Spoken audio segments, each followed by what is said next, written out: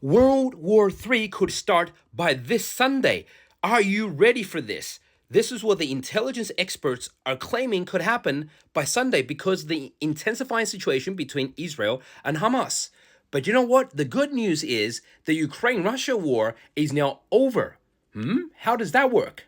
Well, this is not my prediction. This is what the White House spokesperson just said. Listen straight from the horse's mouth.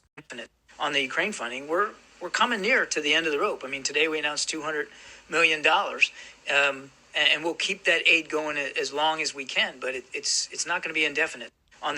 Okay, that was the White House spokesperson who just said that they cannot keep on supplying Ukraine indefinitely, right? They're coming, literally, that's what he said, to the end of the road.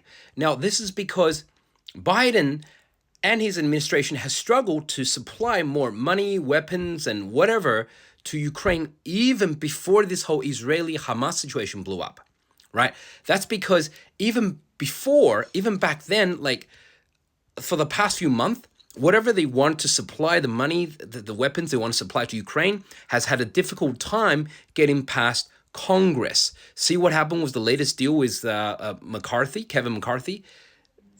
They were asked to remove $6 billion of support for Ukraine out of the agreement. That's how difficult it's been. And now, with Ukraine in the picture, US needs to devote like all of its energy, supplies, weapons, money into helping Israel. So therefore, Ukraine is going to be left on ice, being chilled. So then what happens is basically, now the Russians have full